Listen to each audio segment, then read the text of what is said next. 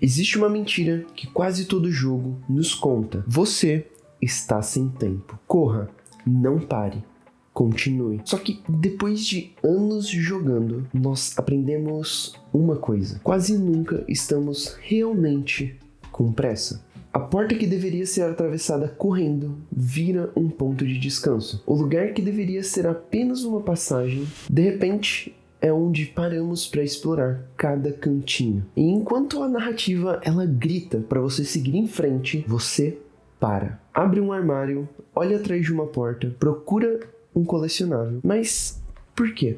Por que fazemos isso mesmo quando o jogo nos diz que a gente não tem tempo? E principalmente, será que a culpa é realmente nossa? Nós iniciamos um jogo e ele nos faz imergir dentro dele, fazendo nosso cérebro acreditar fielmente que estamos vivendo junto com aquele personagem. Ou até que aquele personagem, ele tá vivo e sente dor como qualquer um de nós. E é aí que tá o grande diferencial dos jogos. Nós nos tornamos muito mais íntimos desses personagens, conhecendo os seus maiores erros e os seus maiores acertos. Então, quando um dos nossos personagens coadjuvantes grita, corre, nós vamos correr. E o detalhe, ele fica exatamente aí.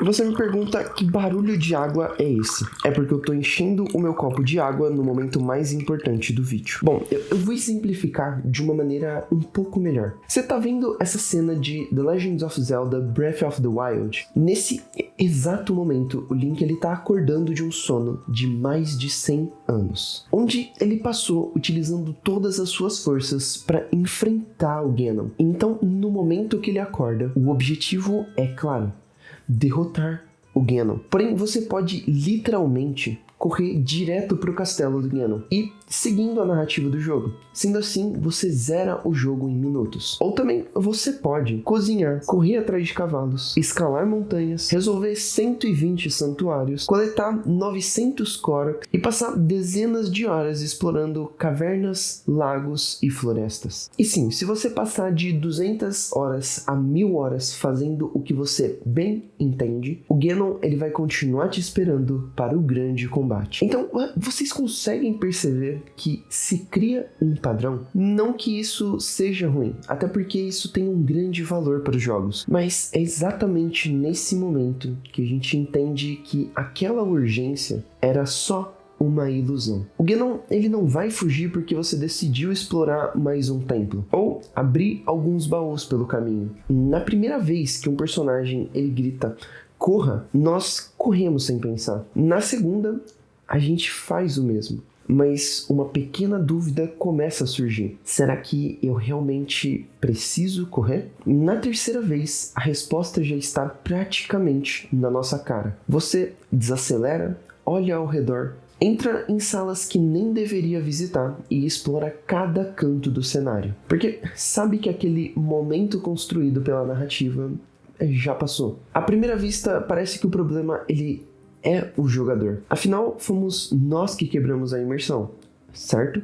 Na verdade, não. Quem nos ensina esse comportamento são os próprios jogos. Eles repetem tantas vezes uma urgência, sem consequências, que com o tempo nós aprendemos que quase sempre nós podemos parar, explorar e fazer o que bem entendemos. E se você não acredita em mim, eu vou te mostrar mais um exemplo. Bom, a Ellie está sendo perseguida nessa cena por quase a cidade inteira. E depois de você matar quase todos os personagens que estão dentro dessa área, você pode simplesmente ficar horas parado, que nenhum outro inimigo será enviado para atacar ela. O que a emergência narrativa é clara: Ellie precisa fugir dessa cidade. Então, nesses casos, como em todos os outros, a culpa não é do jogador, e sim, às vezes, a falta de consequências e o próprio level design, que guarda um colecionável no meio de uma fuga frenética de uma cidade. E como eu acabei de mostrar na prática, o que é esse conflito entre a narrativa e a forma como jogamos, acho que vale a pena mostrar um conceito muito importante sobre game design: a ludonarrative dissonance. A ludonarrativa representa a relação entre aquilo que você joga e aquilo que a história quer que você sinta. Quando essa relação funciona, as mecânicas reforçam a narrativa.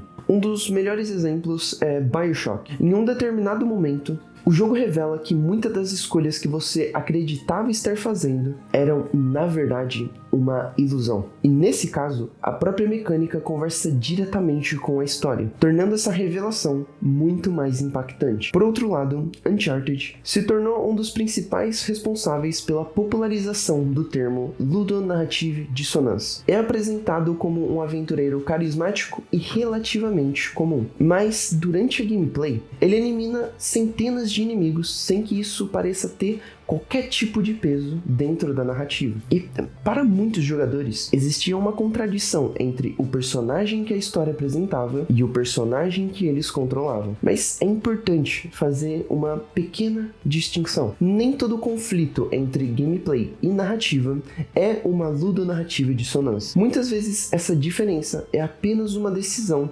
consciente do próprio level design. Os desenvolvedores, eles podem optar por sacrificar um pouco da coerência narrativa para que os jogadores tenham mais liberdade, diversão e variedades ao jogador. E é justamente aí que a discussão fica interessante. Existe um contrato invisível entre você e o jogo. A narrativa pode dizer que é tudo urgente, mas no fundo, o jogador ele entende que a gameplay continua sendo a prioridade. O curioso é que esse contrato ele nunca é explicado. Ninguém nunca senta e explica pra você, pode ficar tranquilo, o vilão ele vai esperar você fazer o que você bem entende e depois vai te atacar. Você simplesmente aprende isso após jogar dezenas de jogos. É um comportamento condicionado. E isso acontece porque, na verdade, o jogo ele tá falando com duas versões de você ao mesmo tempo. A narrativa conversa com o personagem. Corre, a sua filha está em perigo. O mundo tá acabando. Enquanto isso, a gameplay ela conversa diretamente com o jogador. Tem um baú ali, você ainda não explorou aquela sala, tem um colecionável escondido. Você acabou de desbloquear uma habilidade nova.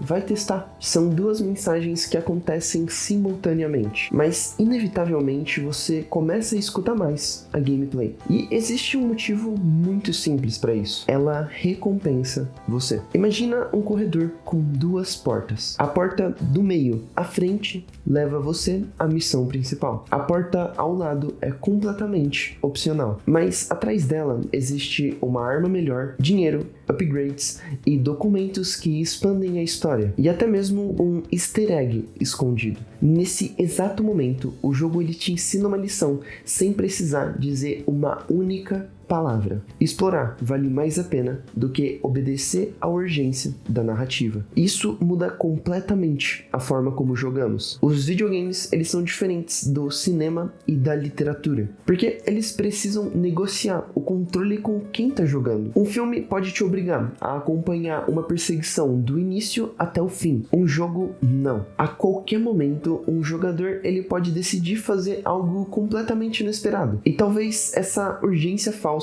não seja um defeito do design. Talvez seja o preço que os jogadores pagam para oferecer aquilo que nenhuma outra mídia consegue dar em troca. Gerenciamento. A liberdade de escolher, de parar, de observar, de ignorar o caminho que a história esperava que você seguisse. E no fim, nós não entramos naquela sala porque a narrativa falhou. Nós entramos porque o jogo nos deu uma escolha. E talvez seja justamente essa escolha, esse equilíbrio entre a história que o jogo quer contar e a liberdade que ele entrega ao jogador, que faz dos videogames uma forma de contar história como nenhuma outra.